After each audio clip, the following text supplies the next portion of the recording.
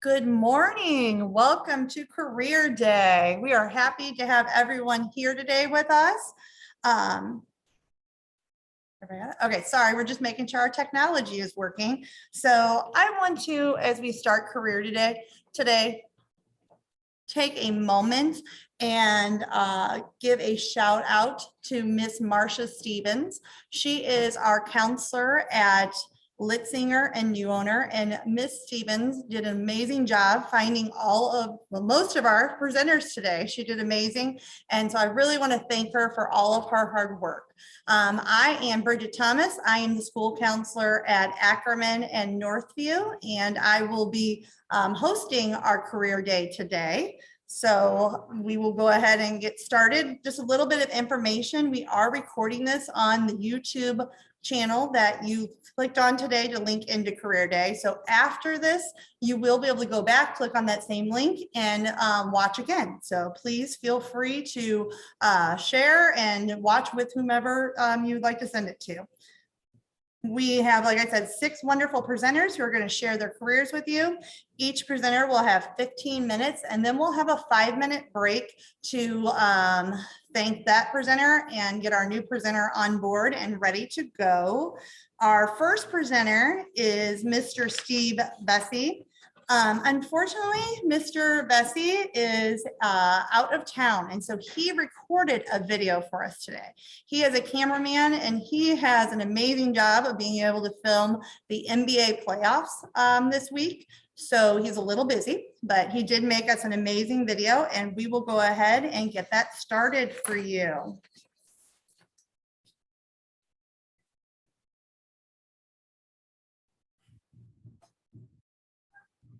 Give us just 1 minute as we're getting it going.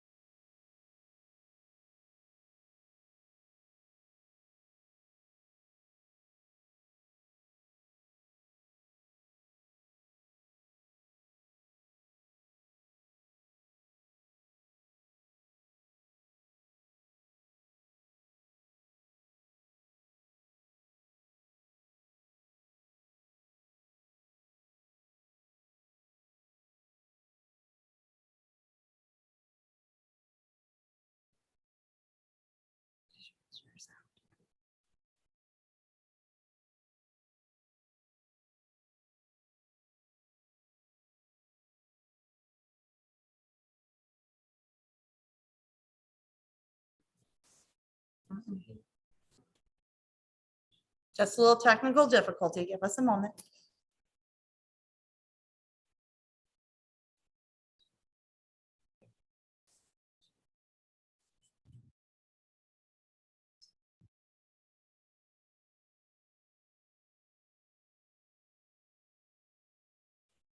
Hi everyone, my name is Steve Vesey. I'm really sorry that I couldn't be with you in person today, but I wanted to be a part of your career day. I am a television cameraman. I've been working in television for about 30 years now, and I've done a little bit of everything. So I've done broadcast, which means I've worked for the networks, ABC, CBS, NBC. I do a lot of work for ESPN Sports Network. I also do a lot of work for Fox Sports. And I also do work for Turner Sports, TNT, and TBS. And that's where I am right now. I am in Milwaukee. And what's going on in Milwaukee is the NBA playoffs. And it's the Chicago Bulls against the Milwaukee Bucks. And that's the reason that I could not be with you in person today, because I have to be working during your career day. Working in television, it's great. I've had a great career and it's really been fun. And you can also work in it too. There are many different things that you can do. Let's look at just broadcast. Let's look at the games themselves, like the things that I'm doing. Right now, you could be a camera person on a sideline. You could work inside a television truck. You could direct a show. You could do all the audio for the show. That means you could hear all the sound from the court or from whatever event is going on. There's so many different layers and so many different things that you can do working in broadcast television. Now let's say you don't want to work in a live event. That's fine. You could always work in a commercial production. Maybe you want to do commercials. Maybe you want to work on a film set. Maybe you want to work on a movie set. You can do that as well. Just depends on what you want to do for a living if you wanted to get into this business. Me, I primarily work in television. I also do a lot of things that have to do with sports, and I've been doing that for the past 30 years. But I also will venture out and do a few different things. Let's say that a company, a corporation, they need a video done. They want to talk about how great their product is. Well, I can also do that. Let's say a company wants to show what they're doing currently, and they want to put it online. Let's say they want to do it on a YouTube platform, or they want to do it on a Facebook platform. Well, we do that as well. So some videos that you see on YouTube and Facebook and things like that, that's all done by some professional production people. And you could also do that. Here's some things that I've done as a cameraman over the past few years.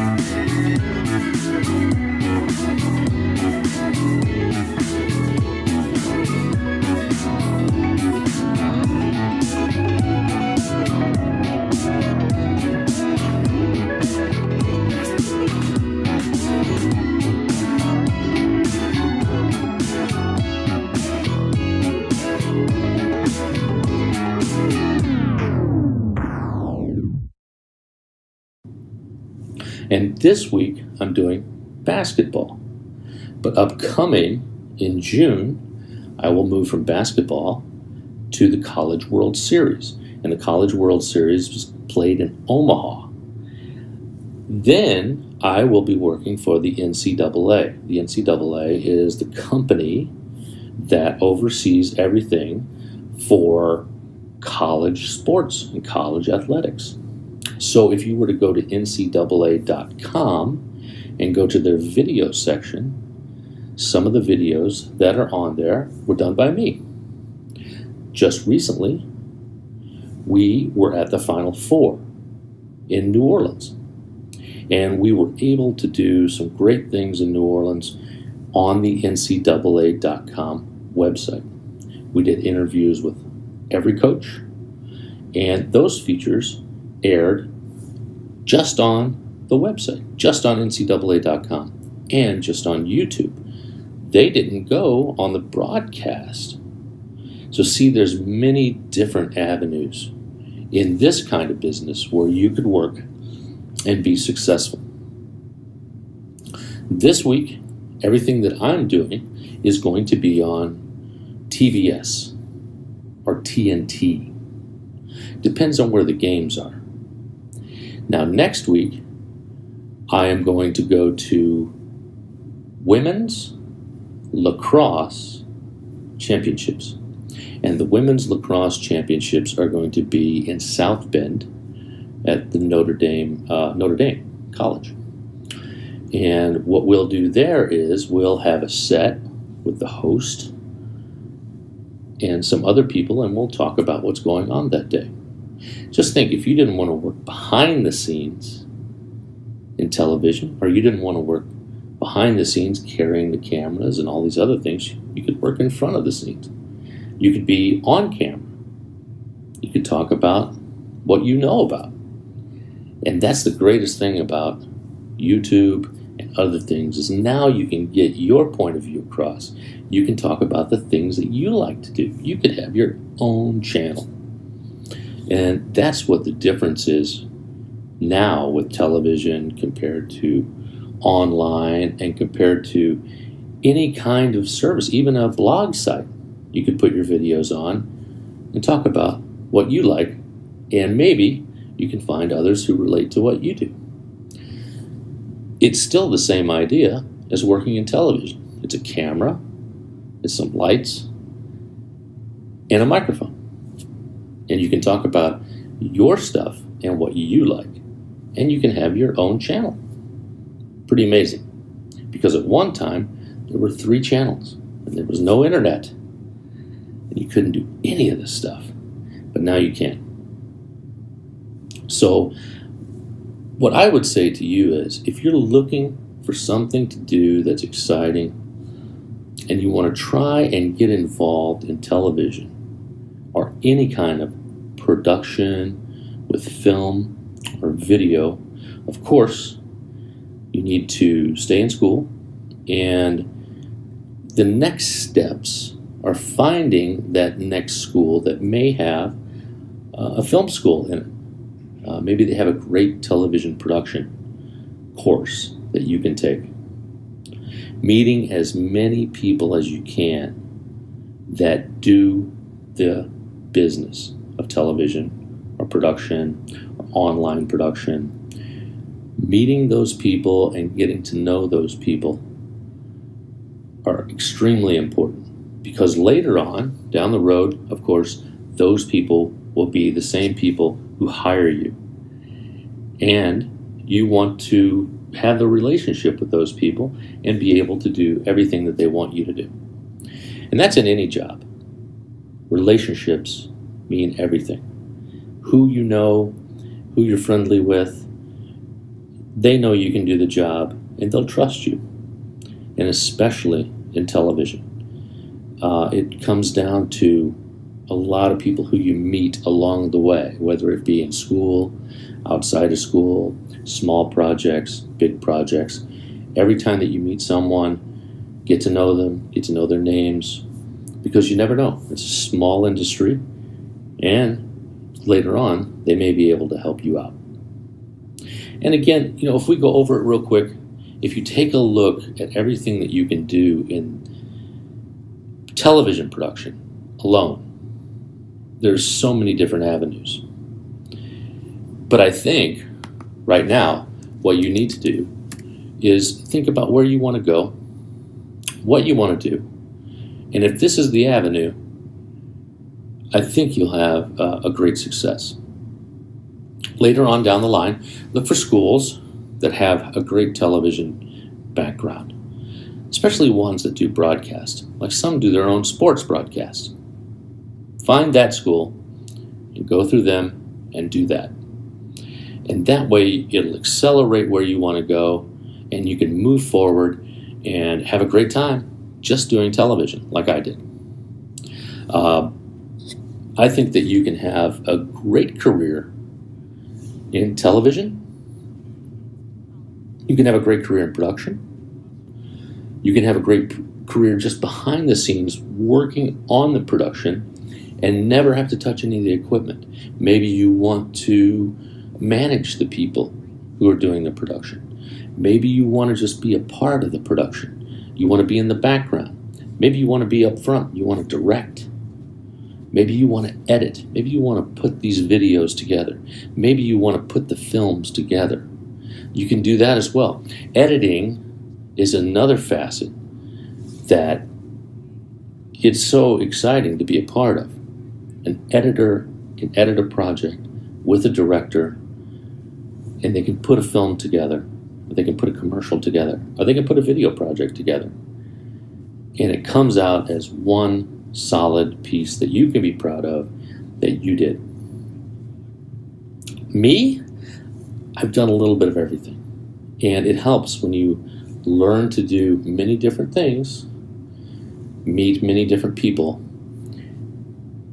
and you'll be able to go a lot farther in any business, and especially in television. So let's look at it. Television, broadcast, you can get into sports, commercial production, you can do commercials, you can do films, you can do small movies, you can do large movies, you can work for many different people. You can do your own thing on YouTube. You can create your own world. You can do your own channel. You could be your own producer, director, and cameraman. There's so many ways for you to enjoy and be a part of broadcasting. You can broadcast yourself, or you can work for others and become maybe a camera guy like me in the future. Again, I'm really sorry that I couldn't be there with you guys today. I would love to answer some of your questions that you have, but I'm sure that I will get to do this again sometime soon. And remember, just go out, find the career that you love, enjoy the jobs that you do, and learn from them as you go. Because the next steps that you get will be great. Thanks, guys.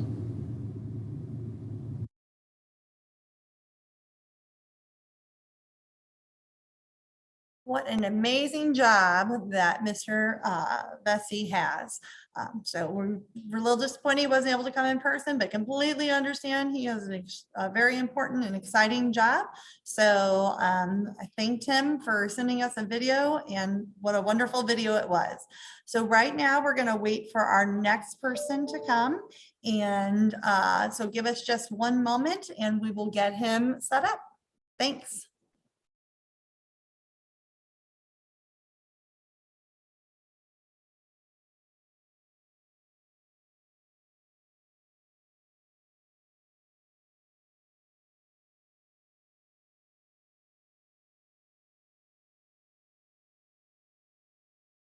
Yeah, although if my video's off, yeah, I'll leave. Because then we got 3 screens Yeah. that we think. Okay. Yeah, I'm leaving the meeting. Mr. Riney?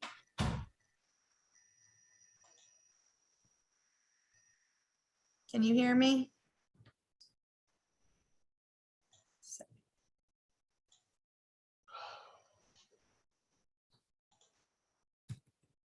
Can you hear me? No, I can't. Oh, okay. Let's see. I can hear you. It's real light. Let me type in the.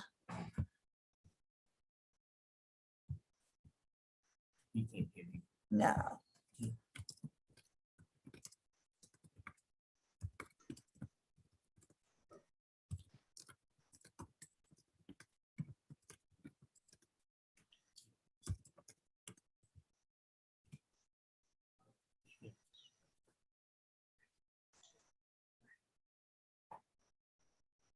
That's, yeah, significant delay.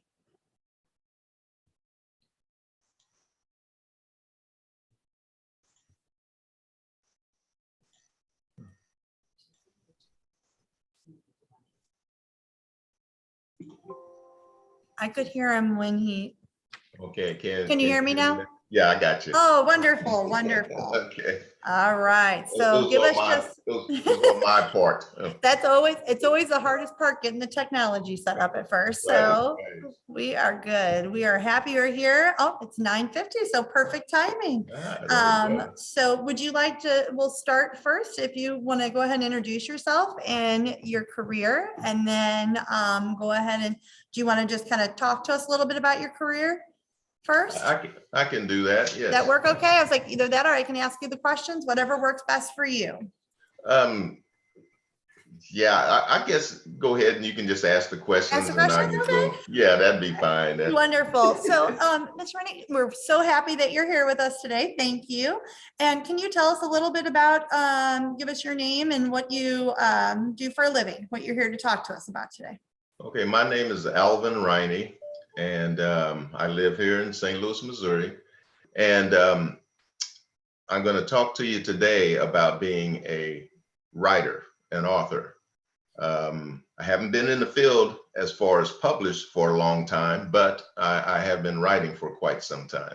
Oh, very exciting. Very exciting. So tell us a little bit about how you got into writing.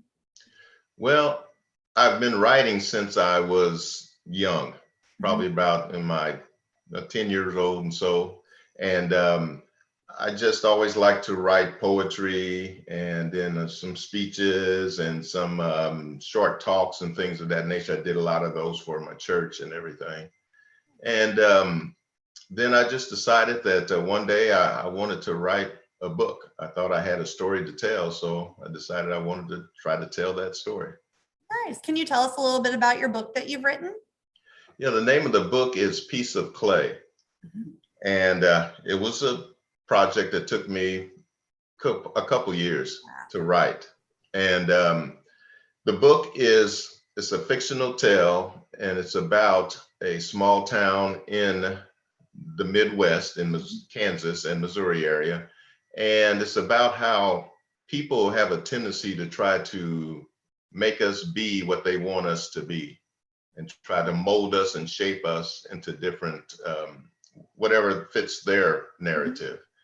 And it talks about the struggles that some of the people have with that situation, and how sometimes it can be detrimental and sometimes it can be positive. Sounds really interesting. Thank you. Give us kind of an idea of what a typical, because I know you've been working on this a couple years now. What's kind of a typical day for you with writing? Yeah, for me, as there's really no typical day. Because, right, I start out with the idea, and then sometimes it will, the ideas just don't come.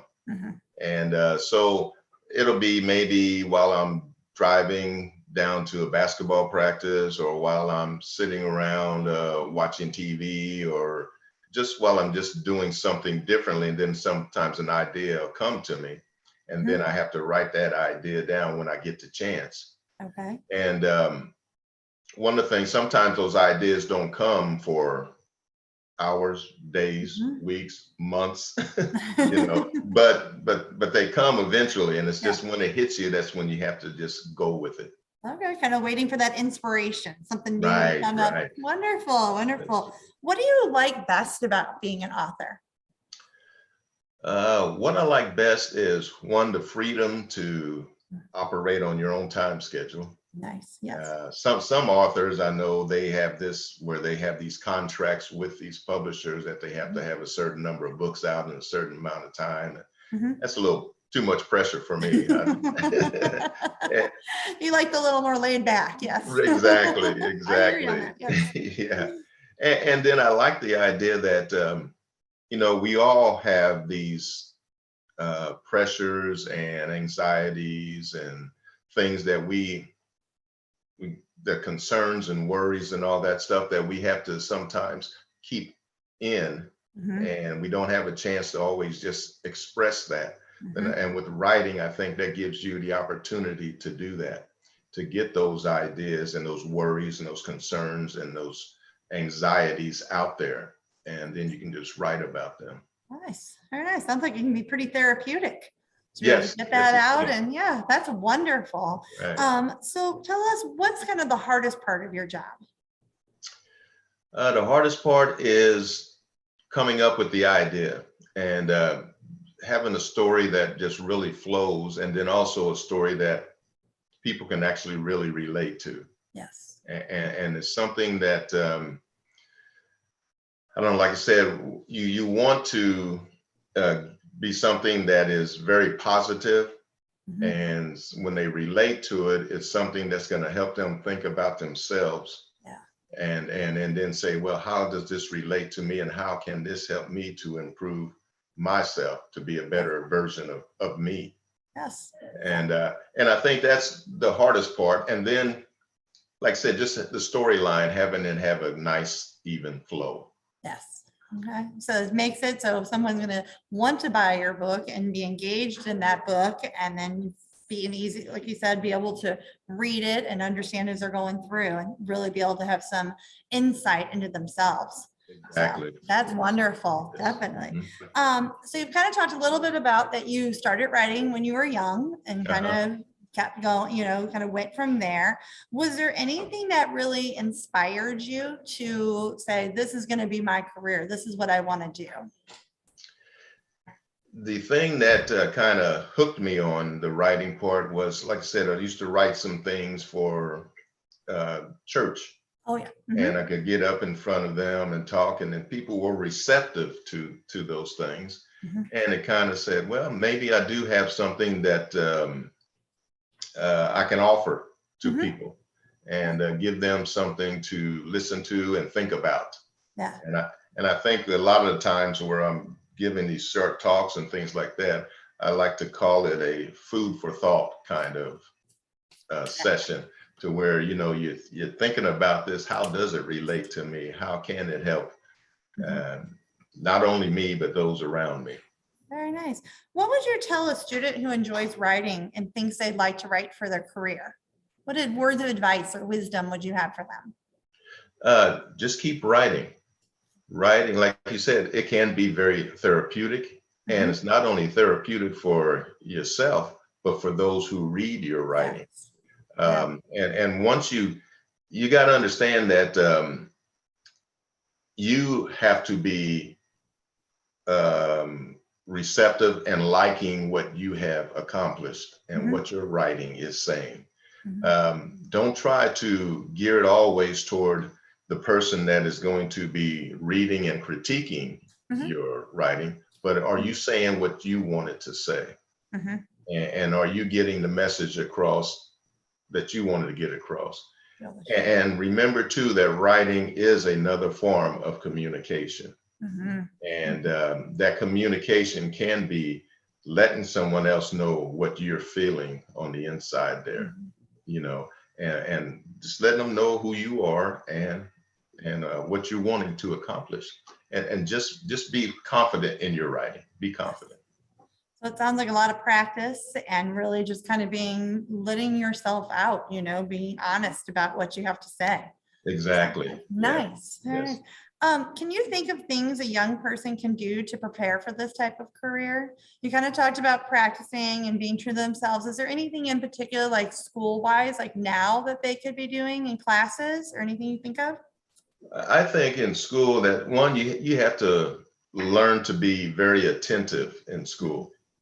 Pay attention to what's going on around you. In those classes like language, communications, and stuff like that, pay attention to what's going on there, because one, it helps you to put together those sentences, put together those thoughts, and not only put them together, but learn how to put them out there so other people will understand what you're trying to say.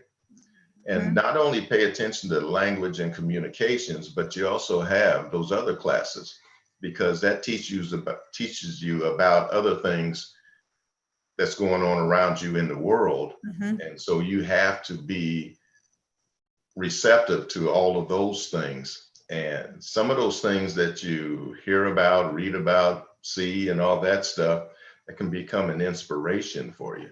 you know. Yeah, that's exactly, I was like, that'd be an inspiration. So it's good to know and have ourselves listen and be knowledgeable of other things in the world. So Right, right. that's wonderful. What type of education or training, like after they get out of high school, would be necessary for this type of work? What do you think would be helpful?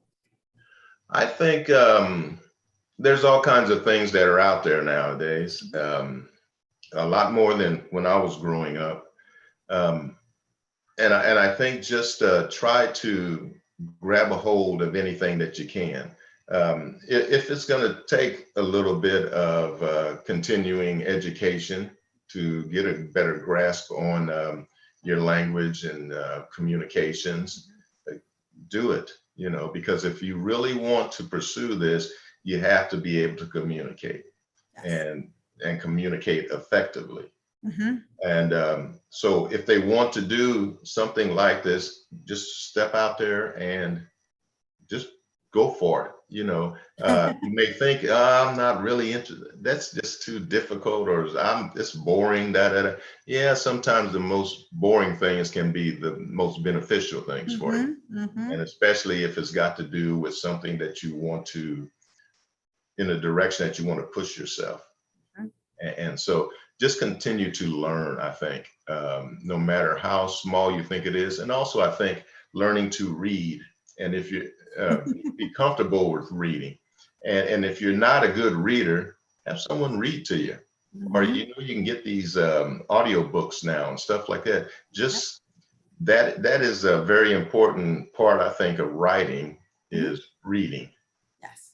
Yeah. Because- Sounds like you need for the students to really be reading as much as they can. Yes, Any opportunity. And sometimes, I also, another thing I was thinking as you were talking is being brave. And sometimes we have to get out of our comfort zone and try something different.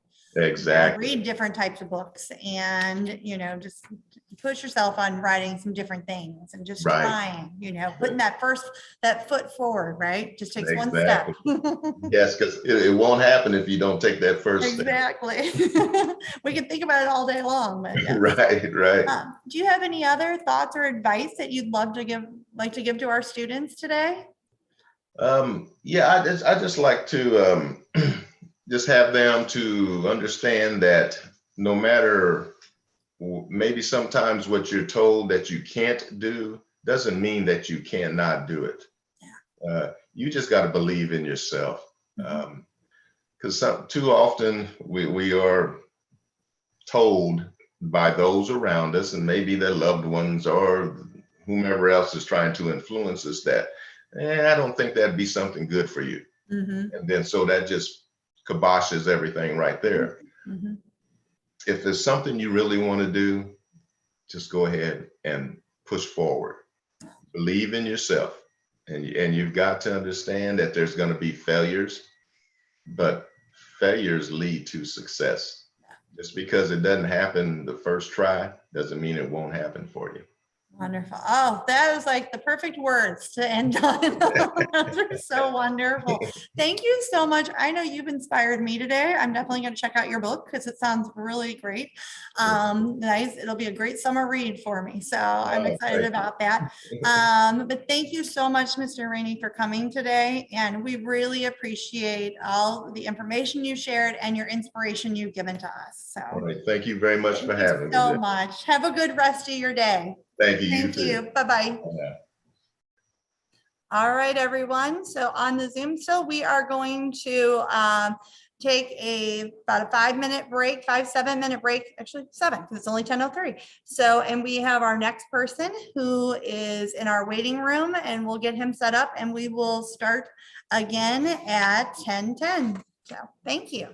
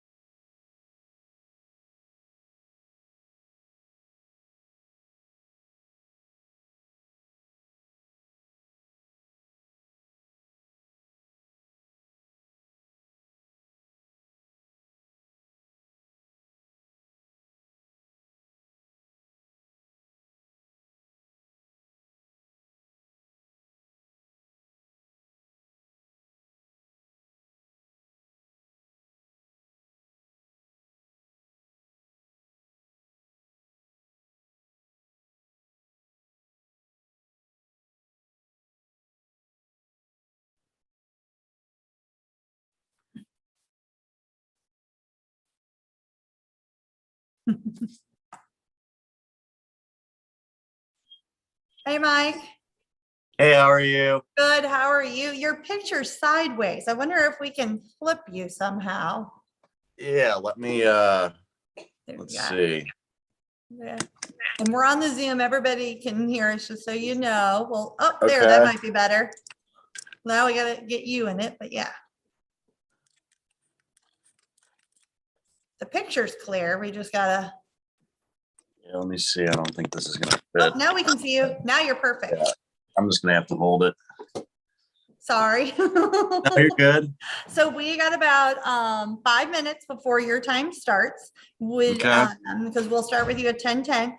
Do you, I sent the list of the questions. Do you just kind of want to roll through and just talk? Or would you like me to kind of talk with, like, go through the questions with you? What's best for you? No, I got the questions here in front of me, Okay, so I can kind of run through them myself okay, and perfect.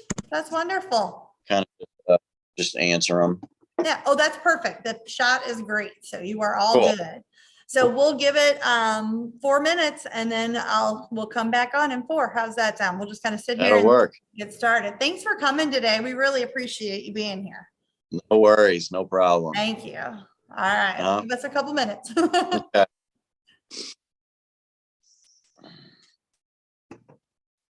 Why did you choose this profession? And how did you move so far up the ladder without paying your dues? Well, She can you hear may you. want to just, can you mute, Mike? You Yeah. might want to mute while you guys are talking. That's okay. Yeah. Just in case.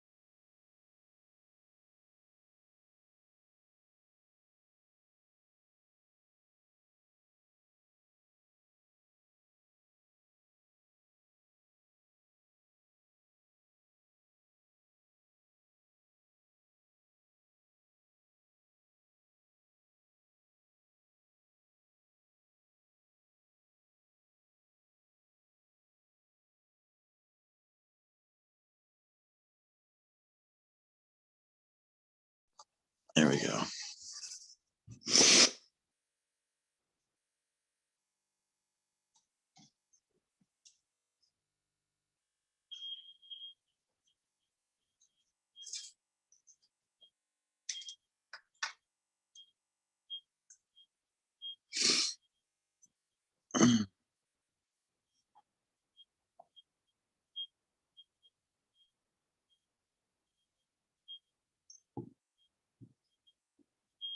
They lost the keys to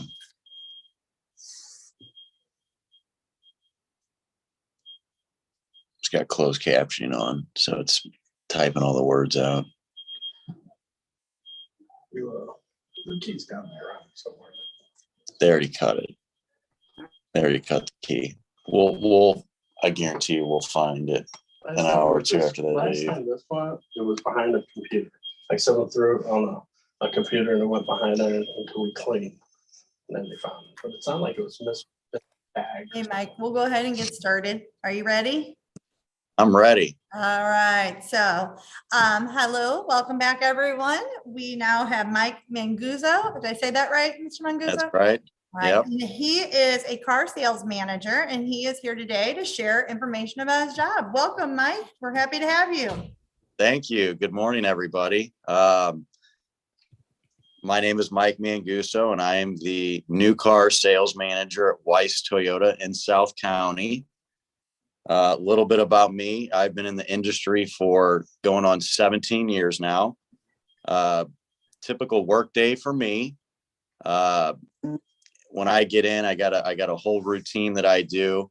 I meet with my sales team and kind of go over our plan for the day, the calls they have to make, the deliveries we have going on cars, just to make sure everything's going to go smoothly, cleaning up the cars and whatnot. As far as what I like best and what I like least about my job, there's really nothing that I don't like about it. I love getting up for work every day. A lot of people have said, if you love what you do, you really don't work a day in your life. And that's true for me. I love helping people. I love seeing the smiles on people's faces when they're getting their new car. And sometimes people have challenge credit, and it's difficult for them to get a car. So it's special to help those people out and see how happy they are when they're getting new cars. But I can't really think of anything that I don't like about my job. I love the team aspect of our business. With my guys, I always compare it to a sports team. They're kind of like the players. Mhm. I'm kind of like the coach. And then there's a general manager above me. That's kind of the general manager of the team. Mhm. And then we have an owner. So it's kind of just like a sports team. And if we're not working as a team and putting in a team effort, this whole thing really doesn't work. It kind of comes down to the processes and people is what I always tell everybody. As long as you have the right processes in place and the right people, everything will seem to work out on its own. What kind of led me to my career, when I was growing up, one of my good friends, his father owned a new car dealership here in St. Louis. So in high school, we started out cleaning the cars, pulling weeds around the parking lot, wiping down the cars in the showroom, basically anything that they needed done at the dealership as far as keeping it intact and whatnot. And the opportunity arose for us to sell cars when we were in college. We helped out at a few tent sales that you guys might have seen at the malls, and I fell in love with it right off the bat. So I got in at an early age, and I've been doing it ever since. As far as the skill sets and interest and abilities that someone might need to be successful in this business, it's not something where you typically need a college education. It's more about work ethic and people skills, being able to talk to people. As long as you have good work ethic and you're comfortable talking to people and whatnot, anybody can really do it. I prefer when someone comes into the business or comes to our store as a new employee, I actually prefer that they've never done anything in the car business before, so that we can start from scratch. So it's really something that anybody can do. I personally think it's always better to start out at the bottom to learn everything and then kind of work your way up. But I got countless stories of people that started out answering the phones, cleaning cars, and now those people own car dealerships, and those people are running car dealerships, and they're at the top of the ladder. So at the end of the day, it really comes down to how motivated you are and your work ethic, how much you're willing to put in. As far as education and training, we provide that for everybody that comes into our store. We have training for salespeople. There's training for technicians. There's training for the girls that answer the phones. So it's truly a career / profession that anybody can do if they really wanted to do it. Like I said, I've been doing this 17 years. For the first 13 years, it was cleaning cars and selling cars. And then about, I guess, close to 5 years ago, I was promoted to sales manager. And that eventually came through hard work and dedication to my job, and it all paid off. And now I get to sit in the role of helping others rise to that next level and helping them get to that next level, which that's another passion of mine that I've found out that I truly love, with building the team and having everybody come together. It's a beautiful thing to watch. When I came to this store in South County, there is currently 9 or 10 Toyota dealers within 60 miles of where we're at in South County. We were probably ranked number 6, number 7 when I came to this store. Last year, we achieved the number 1 volume Toyota dealer in St. Louis. Congratulations. Thank you. That's Thank you. And I've worked at a lot of those other Toyota stores. So that was a really cool thing to accomplish. And there's a lot of guys that have been at this store for 15, 20, 25 years. And to see their reactions and emotions when we were able to accomplish that was really something special. That's awesome. That was truly a team effort with not just the guys in the front and the ladies in the front selling cars and the ladies in the office upstairs, but it went all the way back to the shop as well. It was truly a team effort. So, but that's kind of a rundown of my job / career and what we do in automotive retail / the car business. I have a couple questions. Are you open for a Yes. couple questions? All right. So you talked about some entry level positions. And are those typically, you can get some that would be part-time so that a high school student could come in and work? Yes, currently, I think we have 3 or 4 high school students that work here, that clean cars, wipe down cars in the showroom. It does get a little bit tricky with insurance and driving and whatnot. So some of those kids can't drive cars yet, but yes, we do have entry level positions that kids in high school can do. That's wonderful. I know you kind of told your story of starting entry level and then moving your way up. Do you have any stories that you can think of anyone else that you've worked with that started entry level and has really done well for themselves and moved up? Yes, actually, my cousin is the general manager here at the store. Her name is Casey Krebs. Nice. She started working for John Weiss right out of college. She was 22. She went to SLU down in the city for college. She was going to be an attorney. And while she was going to college, she got a job answering phones as the receptionist. Shortly worked her way up to selling cars. Kind of the same story where she fell in love with it and decided she wanted to do that instead. And not too long after that, she worked her way up to a finance manager doing paperwork when people are purchasing their cars. And a few years after that, she became the general manager of John Weiss's Volvo store in Brentwood.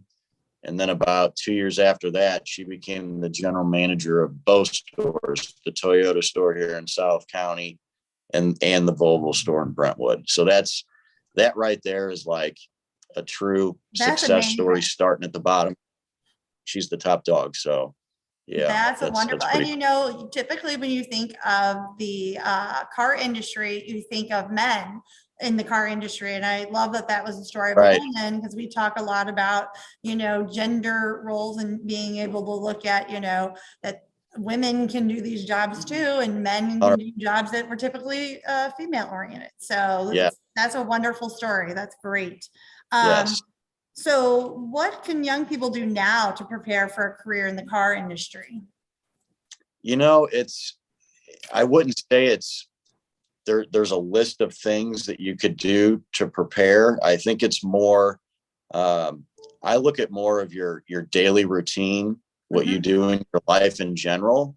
As long as you have, a good work ethic, you're healthy, you're motivated, a plan of action. I always tell my guys and gals, if you come in and you just wing it and you don't have a plan during the day, your day's probably not going to work out. But if you come in and you got a plan for, 9 to 10, 10 to noon, at 1 o'clock, I'm doing this, and you plan out your whole day minute by minute, you're most likely going to be successful at whatever you're doing.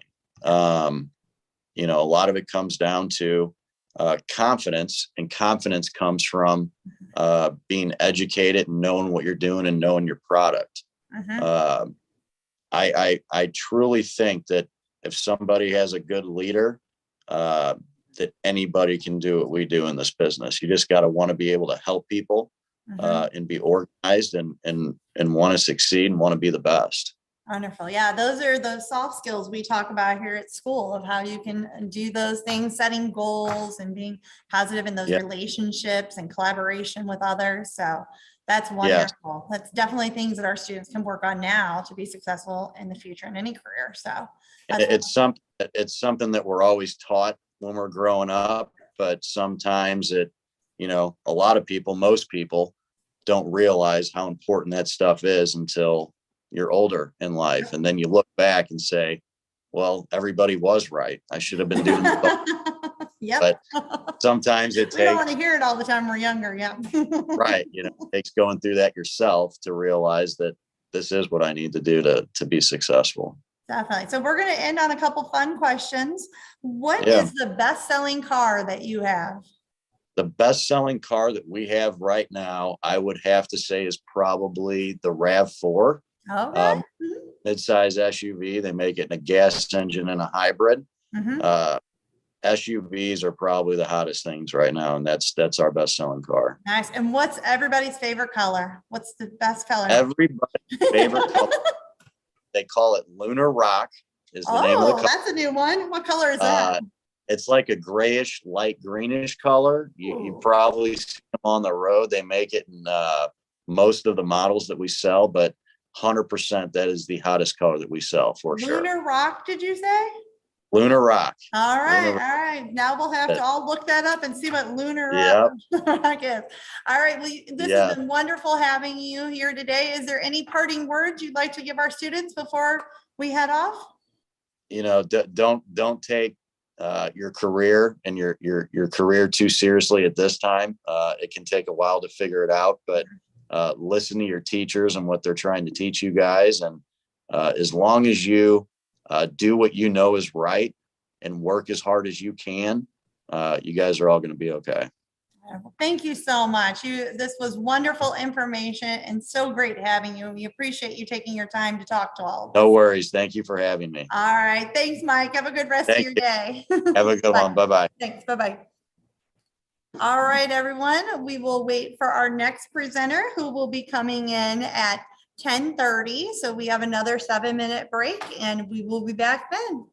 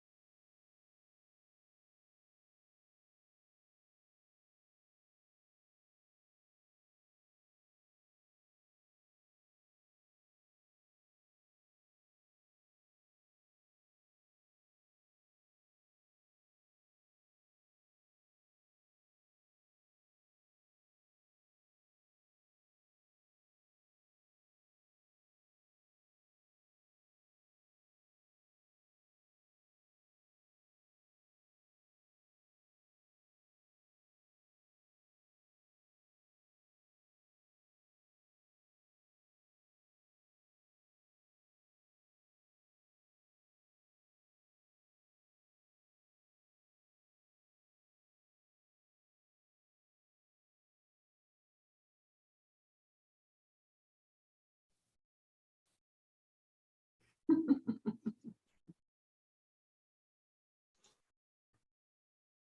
do you think? Hi, Ashley. Hello. Hi, I can hear you, but I can't see you. Let's see. Well, I'm trying to get my camera. I don't want to Okay. be my friend. Oh, There I it can is. see you now. So just so you know, hello, I'm Bridget. We are on Zoom, and so everybody can hear you, but we're not going to get started for 3 more minutes. I think oh no, wait, I gotta make sure I got my time right. Yep, sorry, yep, 3 more minutes. And so just wanted to see, I know you're going to talk about entry-level positions at Mercy, right? And kind of give us a Yes. rundown of everything. Wonderful. So Yeah, I have 3 positions I'm going to highlight, and I do have a PowerPoint that I'll be oh, sharing. let me make you a co-host so you can share your screen. Okay. All right. You should be able to do that now. This is wonderful. Yeah, let me see if I can share my screen. There it is. We've been giving everybody a 5-minute break between presenters. So, okay, Good. it's coming up. Oh, yep, we can see it. Awesome. Wonderful. Okay, so we got, like I said, about 3 minutes, and then I'll come back on and introduce you. I'm gonna say, and what grade levels do we have? We have kindergarten all the way. We have a couple high school classrooms listening too. Awesome, So- because I just made it friendly for all grades. So I was Oh, just, you are wonderful, Ashley. We yep, nope, appreciate this you. is what I do. I do a lot of special education stuff, so I'm Oh, good. this is wonderful. Thank you. So, yeah, so we'll just come back on in about 2 minutes now, and I'll introduce you and we'll get started. So thank you right. for doing this today. We really appreciate it. You are welcome. Thanks.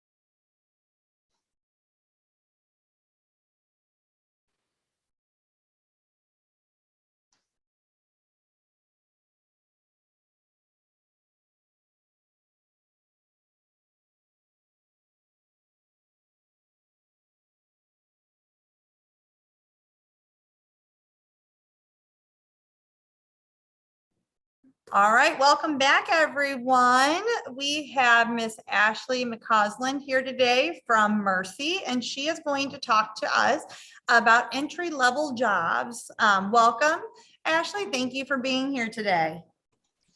Hi, thanks for having me, everybody. I just wanted to talk to you all about some healthcare careers with Mercy.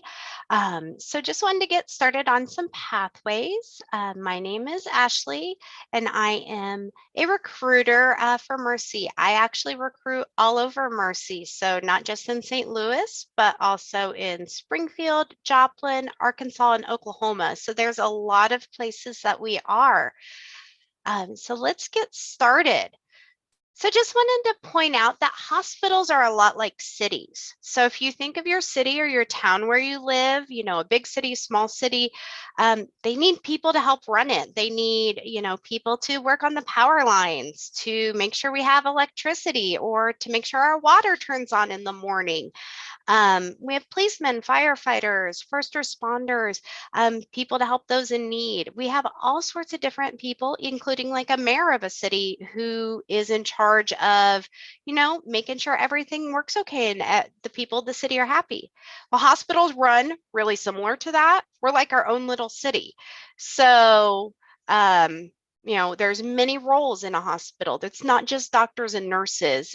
So we have people that help others make appointments or fix things that are broken in the hospital or get things to you. We actually have our own version of Walmart, but I'll talk about that here in a moment. So what can you do in a hospital? Because not everybody wants to be a doctor or a nurse. There are jobs that you can do in a hospital, and you just have to be 16 years old. So you don't even have to have a high school diploma yet. So if you want to help people, it's a really great way to come in and kind of go into that entry-level role in a hospital. Hospitals like Mercy, we will train people to do those jobs. So you don't necessarily have to know anything about taking care of a patient, how to make the food, or what to do in a hospital in order to work with a hospital like Mercy, because like I said, as long as you want to help and take care of other people, we're a great place for you.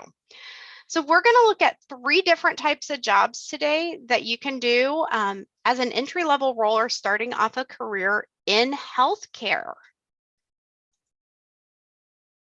So my first bundle of jobs are the housekeepers, food service technicians, and transporters. These 3 positions are the ones that you don't need a high school diploma to be hired. So if you're over 16, you can apply for and work in one of these positions. And they're really cool for high school students. They give you a chance to learn about the hospital, get to see some different areas. And for people who might want to go into a healthcare role one day, it's a great way to kind of see what goes on every day in a hospital.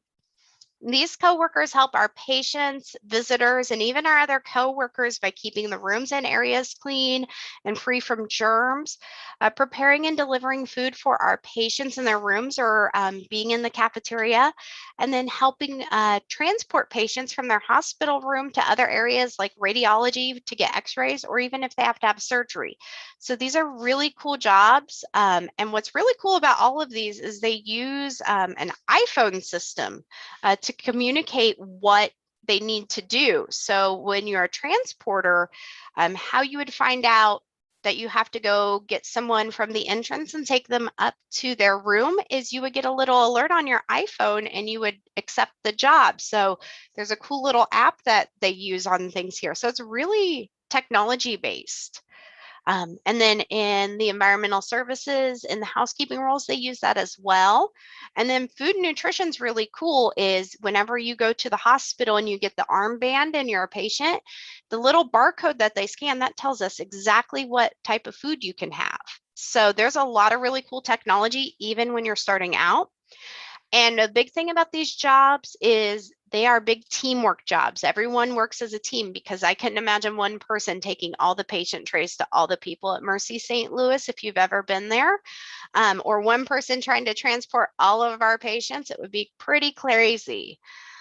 So these jobs, like I said, they're really great if you're a high school student who's above 16, or someone maybe just getting ready to graduate high school and you want to help others. This is a great way to get started.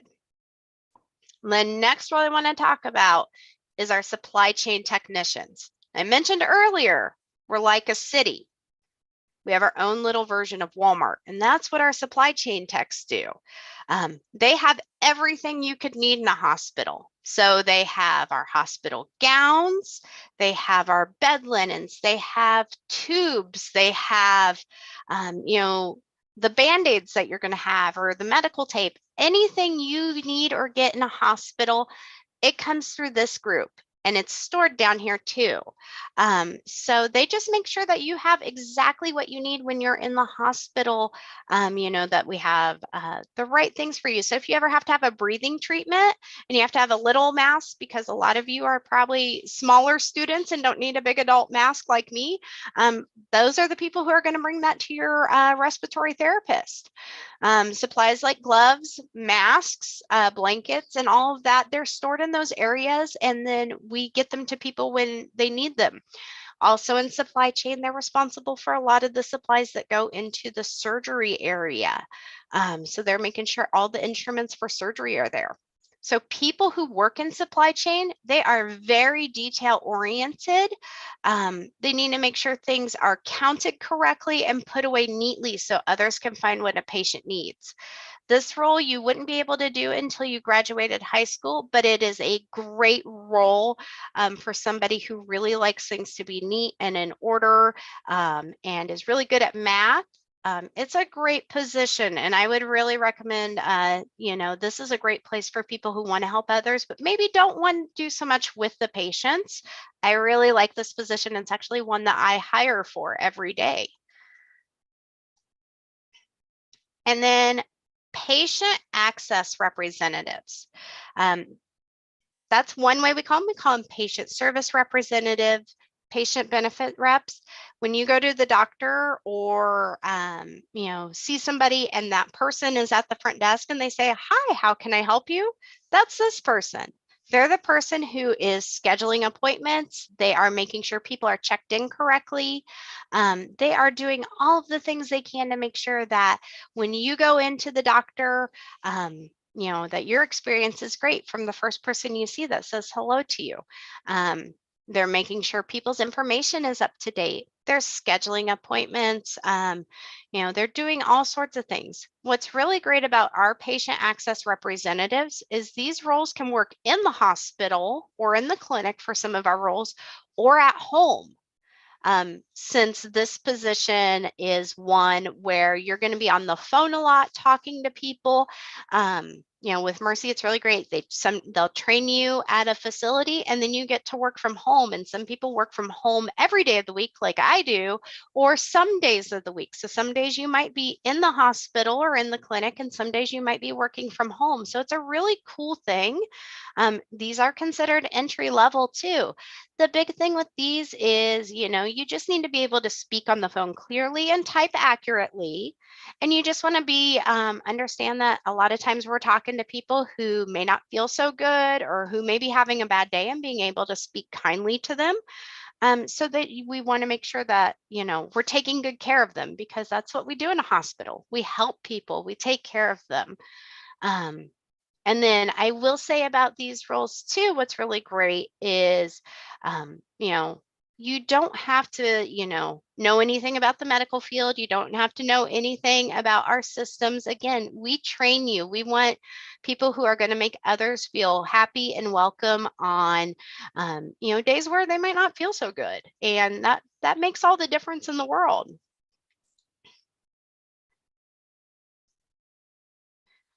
So those are just a very small sample of some entry-level roles at Mercy and in healthcare. These roles are specific for us, so they may be named differently if you go somewhere else and you're looking for those roles.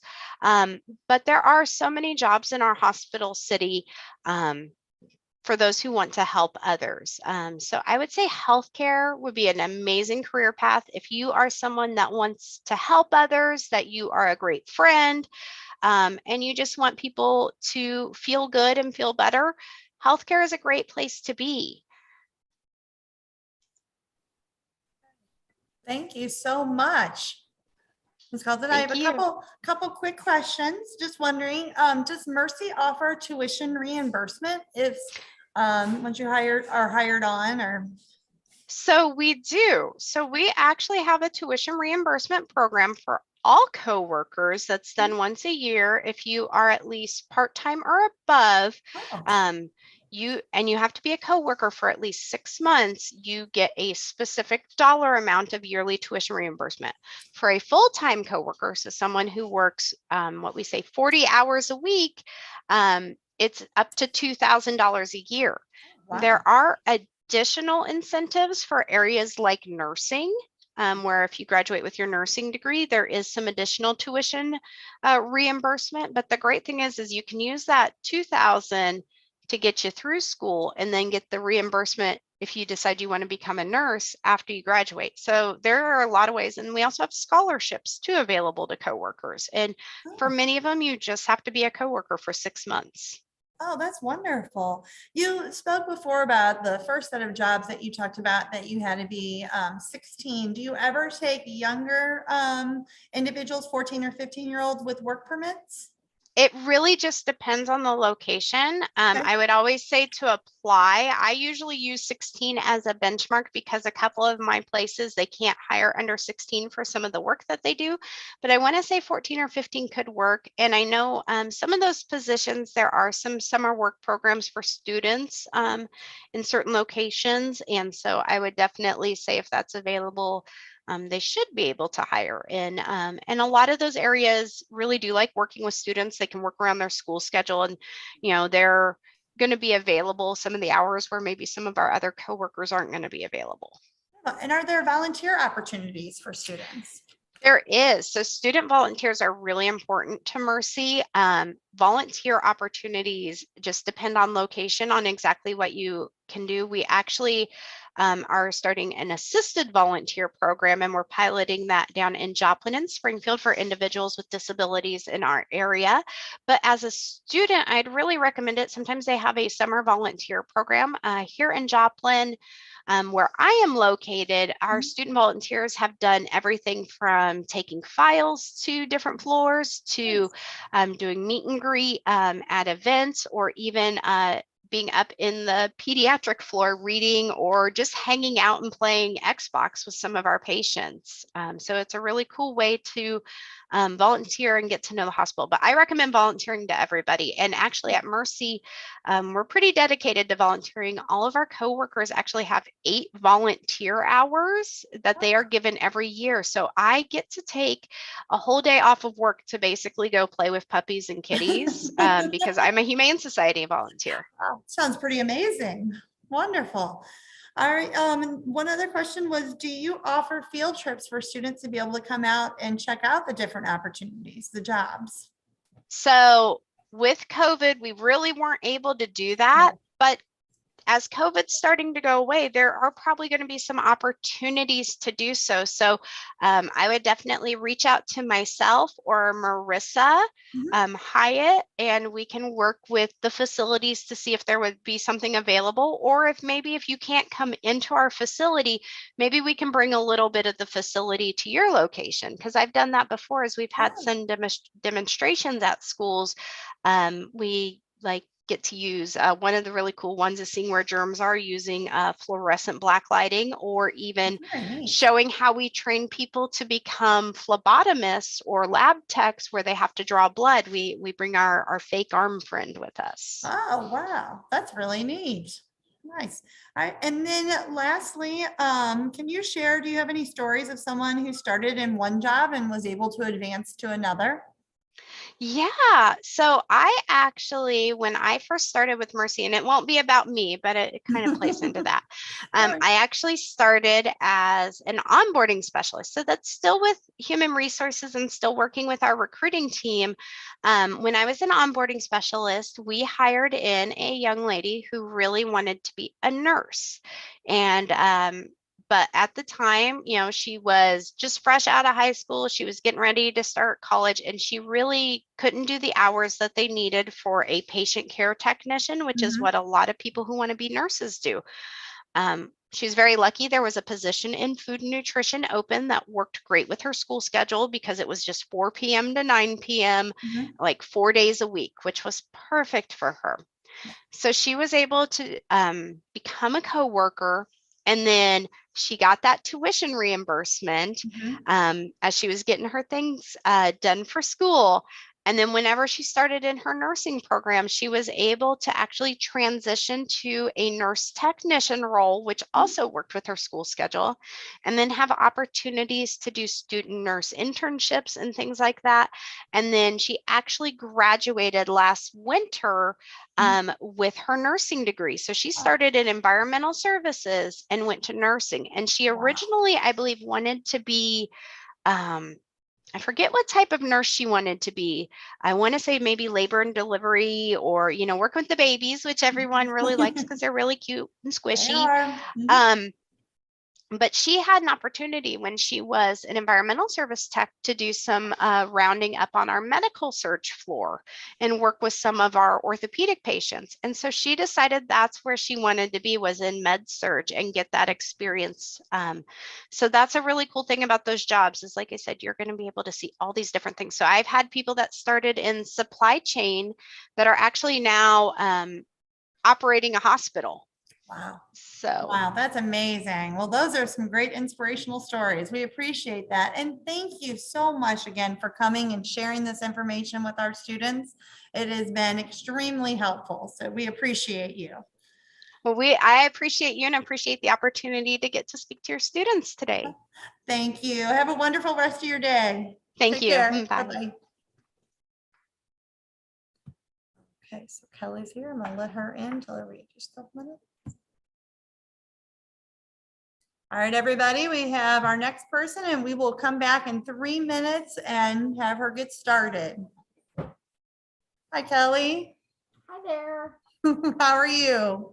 Let me see. Can you hear me? It's pretty low right now. Let's see what's going on here.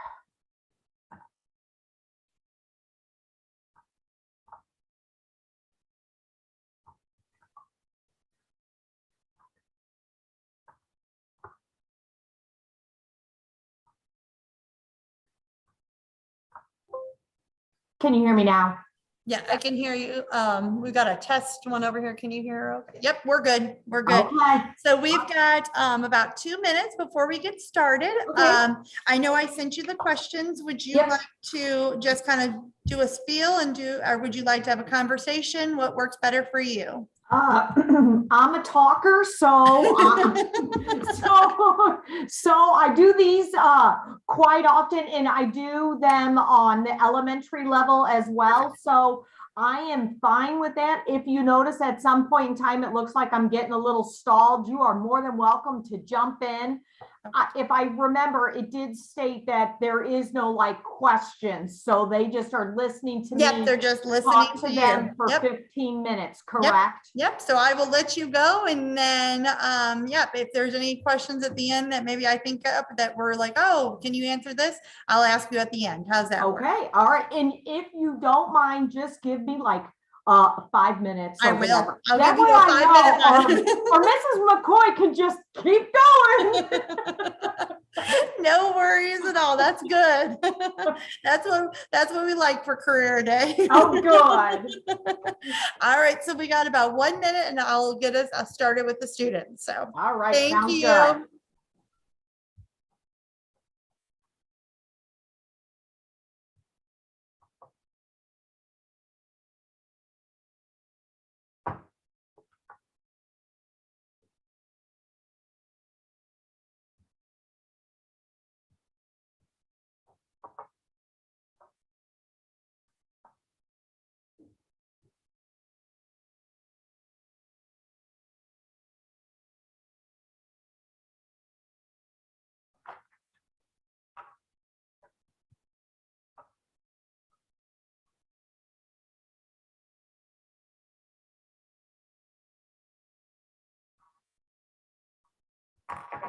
All right, everyone. We are now back with Miss Kelly McCoy from First Community. Hi, Miss McCoy. Thank you so much for joining us today. So she works in banking, and she's going to share a little bit about her career. Floor is yours, Miss McCoy. All right, thank you so much. Well, good morning, everyone. Yes, my name is Mrs. McCoy. I am visiting everyone today from First Community Credit Union. Now, some of you may not be familiar with a credit union, and that is okay. But a credit union and a bank are the same kind of place. We could pretty much do anything that that bank can do, and a bank could pretty much do anything that the credit union can do. Now, a credit union and a bank have a lot of money inside our buildings. So just to let you know, Mrs. McCoy really, really, really, really, really, really likes money. So a credit union is probably the best place for me to have a career. And the thing about my money and how I feel towards it is what I experienced when I was young, like all of you. I was in 4th grade when I experienced money for myself. I was actually babysitting, which I'm sure many of you probably have to babysit for your younger sister or brother. Well, my neighbor asked me if I would watch her children for a short period of time for her to go to the grocery store. When she returned, she paid me. I actually had money of my own, and it excited me. It was something that I was excited to have. So pretty much from that moment on until Mrs. McCoy talking to you right now, I have enjoyed money. So Mrs. McCoy has been at First Community Credit Union for about 22 years. So I have been at the place of my employment for probably longer than many of you have even been around. So it must really work for me, because in the year 2022, a lot of people move around in a lot of different jobs and they go from job to job. Whereas for Mrs. McCoy, I have always been around banking and finance. So with that being said, again, I knew at a young age that this was something that I found myself excited about. So one of the things I always try to encourage young people is right now is the time that your passions are happening. You are realizing what you like to do or what you want to do. So I always try to tell young people, focus on that. If you like art, then maybe something in art might be what your future holds. Like Mrs. McCoy, money excited me. So I knew in high school, I wanted to get a job where I would be able to see how that money worked. When I went off to college, I also was torn. Do I want to do something around money? Do I maybe want to be a teacher? These were two things that I was trying to decide what I wanted to do. Well, lo and behold, there's my favorite thing again, that money kind of won out. So again, Mrs. McCoy really, really likes money. And the best part of my job is that my title is Community Education Specialist. So Mrs. McCoy gets to go out and I get to help the community get excited about money. I get to go into the classroom and teach financial literacy. Sounds like such a big thing, but really financial literacy is about what you all do with your money. So for me, it's just like getting myself excited every day when I see how young people can get excited about money. I don't really have a typical workday, which is kind of another nice thing for Mrs. McCoy, because every day or every other day, I'm in a different school. I'm meeting a whole bunch of new young people, new teachers, new administration, and I love that. I love that my career allows me to get out and to get out in the community. That's something that was important to me. So again, if you know you're not a person who likes to just sit at your school desk, then maybe you might not want to do that when you become older and you start that career. So again, I just want to reiterate, always try to do what your passion is. Always try to kind of find out what you really love. And for Mrs. McCoy, I'm kind of a lucky adult because I get to say, I love what I do. I really love it. I have so many best things about my job that I just absolutely love. If I can get somebody else excited and become responsible about their finances, then it's been a good day. But areas that I kind of struggle, because we all struggle one way or another. But one of the areas that I struggle is when I do have to sit down at my desk or do something on the computer. That was a big thing for Mrs. McCoy because I'm a communicator. So to do something on the computer, that kind of scared me. And then in 2020, the pandemic came and changed everything about people being in person. So right now, doing this Zoom meet or a Google meet, oh my goodness, that was really hard for Mrs. McCoy. That was very challenging for Mrs. McCoy to learn. But I still learned it. I still absorbed it, tried to understand it and figure it out. So even as adults, we never really stopped learning. So we learn pretty much all the way through our lives. So this was new for me, but I did try and learn that. So one of the things I always try to encourage young people is your education. That education is very important. It does open up so many doors. And I know right now, maybe, in elementary school or middle school, that might be something that you're not thinking of. And everything that we've just come out of, you may not be thinking of that. But sometimes right now is just where you start small and you try to figure out what you'd like to do. Maybe you want to be that teacher because you have that very good teacher. Maybe you might want to do what your mom or dad does. For me, it was completely different. No one in my family worked in a financial area, a bank or a credit union, or did finances. It just wasn't something that we did. In fact, Mrs. McCoy came from a family that was rather poor. So money wasn't something that I did have my mom and dad to talk about with. I actually had to look outside of my home and maybe have a teacher who may have guided me or helped me along the way. Or maybe I had a friend whose parents, maybe I asked them certain things. So that kind of helped me out as I continued on to adulthood. That was a very important thing. What led me to my job, again, I must say that the money aspect really did. Money is so important because we use it every single day. Money affects every area of our lives. So it is an important thing to know about. And as I've been in the position and field that I'm in, I realize that young people like all of you today, this is something that maybe somebody's not telling you about.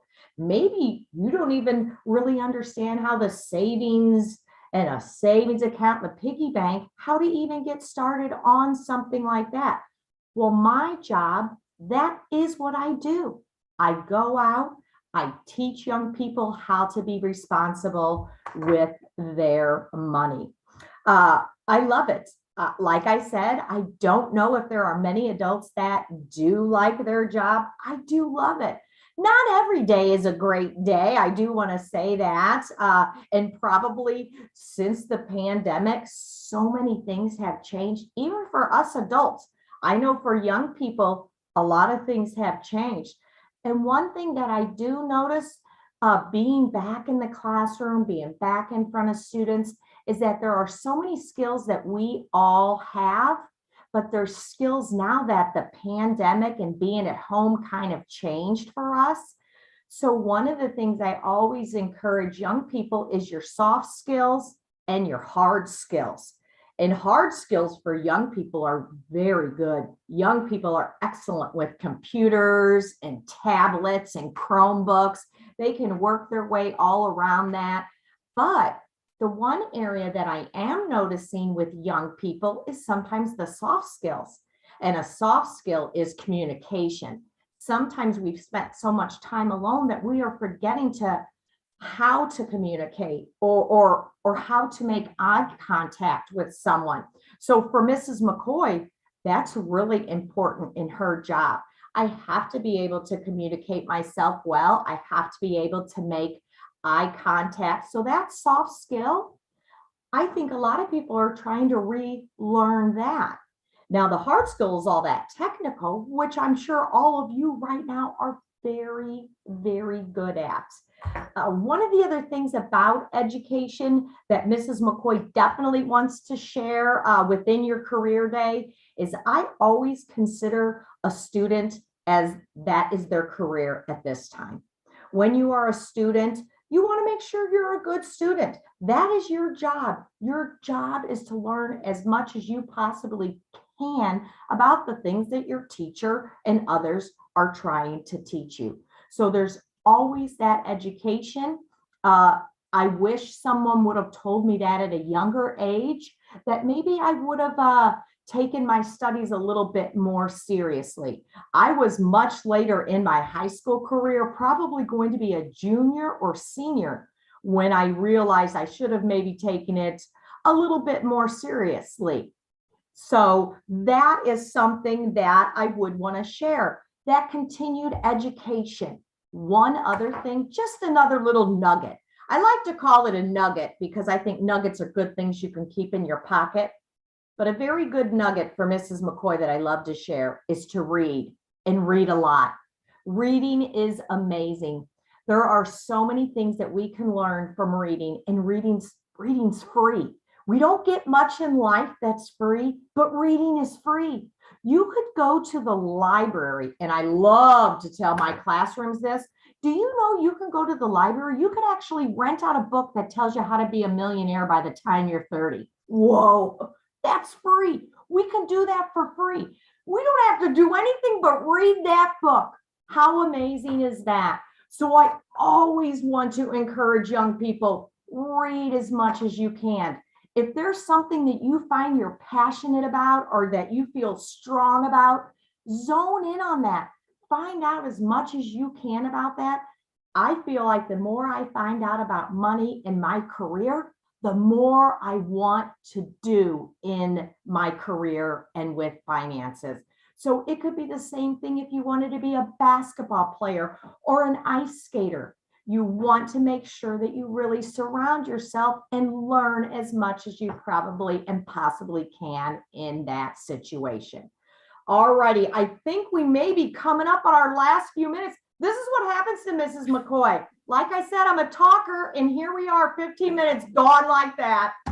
Oh, well, thank you so much. We just love your energy, and everything you had to say is amazing. Thank you. I think it was great. And hopefully next year we'll be back to in person and we can have you come in person, which would be amazing. Yes, I would absolutely love that. Thank you so much for having me today. Thank you so much. We hope you have a wonderful rest of your day. Thank you. Same to you. Bye-bye. Bye-bye. All right, students. So we have one last person coming in, and I'm going to let him in here in a minute, and we will get started at 11:10. So you have about a 6-minute break, okay?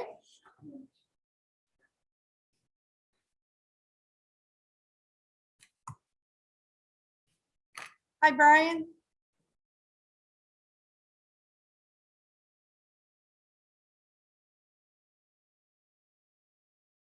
You're connecting to your audio.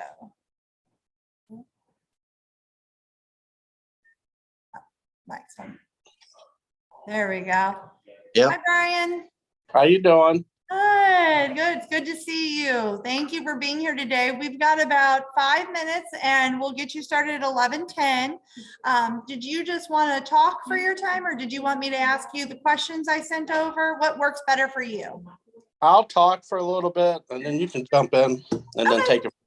Perfect, perfect. Okay. So we have about 5 minutes. If you guys want to mute yourselves, and that way then you'll hear me in about 5 minutes. Okay, we're ready to start. Okay. Okay, we'll talk to you soon. Thanks.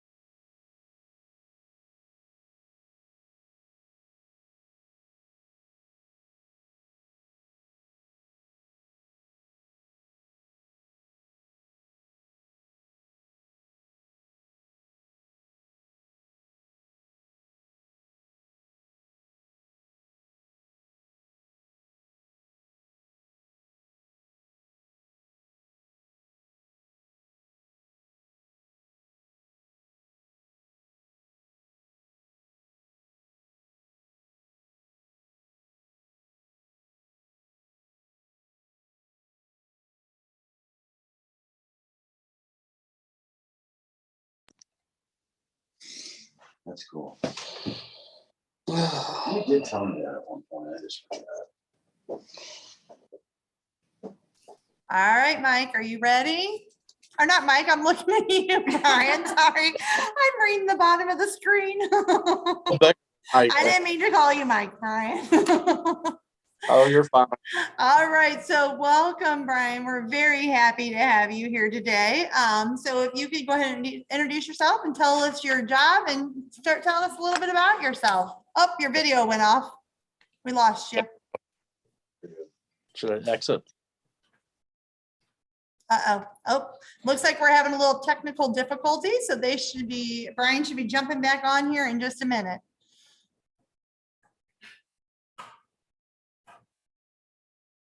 We've done pretty well, so little bumps in the road are going to happen.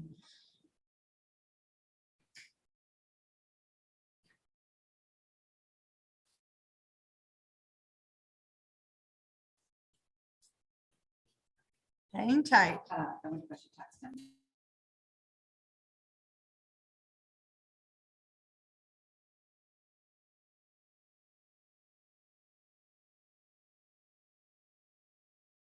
He's back.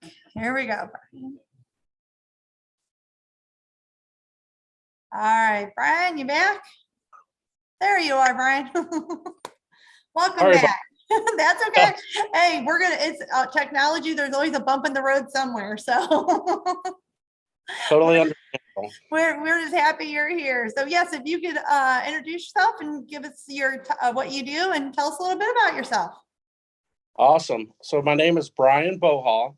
I am 55 years old. I've been a automotive technician for about 30 years. So I figured I'd start with what's going on in my life now, and then we'll go down to how I became a mechanic. So basically right now, I'm a master tech. I'm top of the line. I'm a Prius tech, which is electrical cars.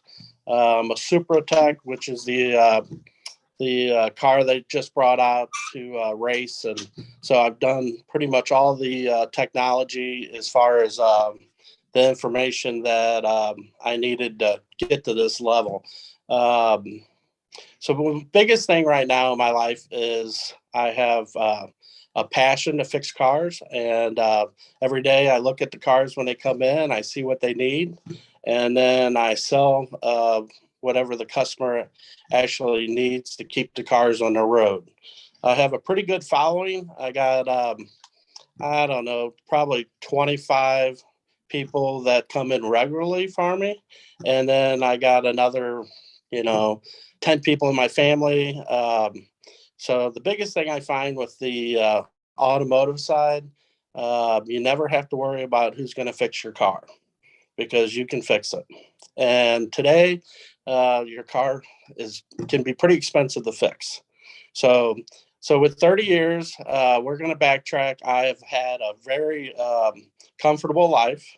I got 2 kids that go to KU. One's already graduated, and the other one's a sophomore. So now we go ahead and backtrack. When I started in Toyota was about 20 years ago, and I was a master tech for General Motors when I started. So I had 10 years at General Motors, and that was on the Saturn line. So 20 years with Toyota, 10 years with Saturn, and I was a master tech as well there. And I actually learned to work on the first electrical car that General Motors put out. Now, the car wasn't really feasible because it was too heavy, and they never really brought it to production because the batteries were so big. So the batteries now in the cars like the Prius Prime, it's about the size of a suitcase. The batteries before 20 years ago, it was the size of 2 desks put together. So the size really came down. So now we're going to go back to how I became a mechanic. I actually started out of college. I went to Cape Girardeau, and then I started working on motorcycles. That's where I started getting my passion. I found some motorcycles to tinker with that were pretty cheap, and I started fixing them. And then I realized that I kind of like fixing stuff. I could take something apart, put it back together. And so then from there, I got a hold of a gentleman named Dan Fuse. And when I was a waiter, I met his wife, and then he talked me into starting to turn wrenches. And that's how I got my foot in the door as becoming a mechanic. I enjoyed the passion then, and I still do now. So the situation I had is I had to work hard, and I actually had 2 jobs at one time just because to make ends meet, to get my foot in the door. And then I went to Rankin, and I was at Rankin at night school for 2 years. And that kind of got me into a little bit more training and understanding of how the car needs to be fixed. So from there, like I said, was worked 10 years with the Lou Fuse organization, and now I'm 20 years with Toyota. So That is some wonderful information. Thank you so much. What's your typical work day like when you get to work? And do you work on the whole car or just parts of the car? Can you give us a little bit more information on that? I usually get here around 7:15. Mhm, I actually don't start till 7:30. mhm, And I actually work on the whole car. When a customer comes in, they are actually wrote up by the service writer, mhm. and then the service writer dispatched the work to the mechanics. And then I look at the car as far as what's wrong with it, because like the customer might come in with some really crazy things. We had one that just came in that every time she turned the steering wheel, the locks would go off.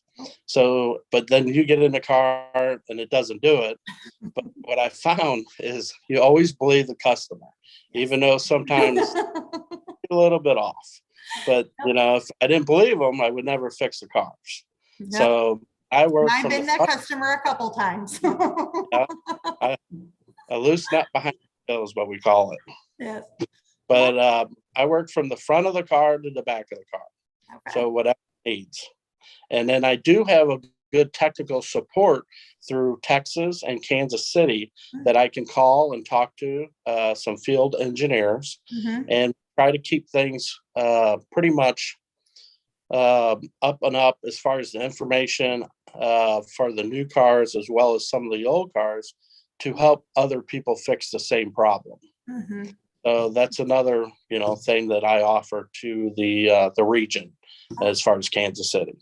That's wonderful. I was wondering what types of interest or skills should students be working on now if they wanted to get into becoming a technician? What would be some things that would be important now? Well, I think the biggest thing right now is your work, how you work as far as your homework and getting the stuff done that you need to get done at school. Mhm. Because everything that I started with, I had placement tests. And Mm. so like algebra, that was huge placement tests. So if you can get on the level of understanding how the computer system works, Mhm. right now the computers look like they're the advancement in all the cars. So anytime you can get any more information off of the internet on the computer side of the different lines of communication that the cars offer, that Mhm. is huge. But I think the biggest thing right now is to get hands-on. If you have someone that's changing their oil or working on their car, offer to help them. Mhm. That's kind of what I was doing at 13. I changed out my first engine. Wow. And you just kind of jump into it, because what you don't want to do is you don't want to go to school for something that you don't know if you like. I had experience with a gentleman that worked at Burger King as a manager, and I went to school with him, and he wanted to become a mechanic, Mhm. but he went through the whole program and realized he didn't want to become a mechanic. Yeah. So, and the idea of what passion that you have, you're probably not going to know at this age, and it comes in time. They say you change your career 7 times in your life. Mhm. And I went from a waiter to a busboy to a manager to Mhm. selling pots and pans out of college. I knew I didn't want to do that. And I painted houses, and I knew I didn't want to do that. But you got to try it. And the biggest thing is you show up on time. Mhm. You're honest with your employee. Mhm. I've worked for a lot of Italian people, Mhm. and they always told me if you lie to them, they'll never trust you. Oh, And that's the mhm. first thing you find in your life. If Mhm. something doesn't feel right, don't do it. Yep. And you don't lie to your boss. You Mm. have to feel comfortable enough to tell your boss the truth. Yes, very good. And I can imagine, I mean, those are great skills that students can be using right now, those soft skills and some of those harder skills, like actually working on things, tinkering around. So that's wonderful. I'm sure there's a lot to learn when you start as a new employee in your field. What kind of training do you get offered when you start out? I think right now, when we bring in somebody, the biggest thing we do is teach them how to be um, safe around the cars, Yeah. and make sure that we follow the steps and the procedures that work, that make sure that you're going to be successful and you're not going to have any accidents. Yes. Because the first thing we can do as a new employee is like change the oil and not add oil to the car. Mhm. And later on, the car blows up, and it's about a $7,000 to $10,000 problem. Yeah. So, and the other thing is there's a lot of responsibilities when we go and do brakes and tires on cars to make sure they're safe. Yes. So it's the first thing we really, pay attention to the people that we have working for us. But the biggest thing I think that I found is when you're being instructed by somebody is you always want to listen. Mhm. That was something I learned early on in life. You don't need to talk, you need to listen. The Mhm. person who listens the most is the one that's going to be more successful down the road, Mhm. not the one that thinks they know it all, because you can always take something in from somebody. Yeah. I think that's what I found. That is wonderful advice. I think that goes for everything in life. So that's wonderful advice. What would you say is the best part of your job? The free coffee. That's very honest. On my job, the biggest thing that I can do is I can take off on a half day and go to the lake like I'm getting ready to, That's nice. or coach baseball, which I coached select baseball for 13 years. Wow. I was able to take off and travel with my team. Mhm. As a mechanic, I was able to take off a little bit more Mhm. because of the responsibilities that I had that I took care of ahead of time. Mhm. Where like Mike, the other gentleman that you had earlier, he's a sales manager and he's actually got to be here almost all the time. Yes. So you get a little more flexibility for you. I get a lot of flexibility. So, and we're slow, I can go fishing Yep. or go walk my dog, or and that's huge. Yeah. So, and that's why when I went to college, I was going to be in business and marketing and be in the business. I don't know what I was going to end up doing, but that's what I was going after. But I realized I did not want to be inside. Yeah. And that was the biggest thing that I realized, that I didn't want to be inside of a office. I wanted to have freedom. And so that's why I went to this route. And Yeah. so far I loved it, which I will be able to retire. I could retire right now, actually. I'm probably going to go another 5 years and then I'll retire. So, Nice. and I got full benefits. Oh, So- that's wonderful. And those are all good things to be thinking about when you're looking at a job, like what your interests are, and what your personality is too. Some people like to be inside sitting at a desk working on a computer all day, and other people like to use their hands and be out. So those are all wonderful things. We just so appreciate you spending your time with us this morning, Brian, and hope that you have a wonderful rest of your day off.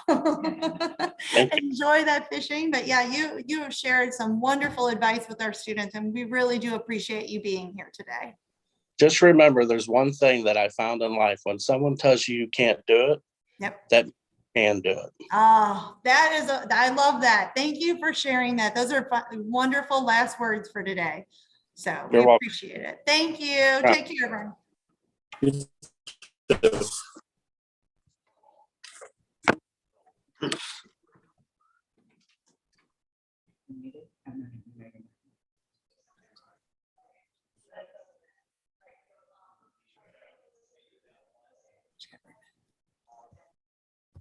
All right, so hold on, everyone.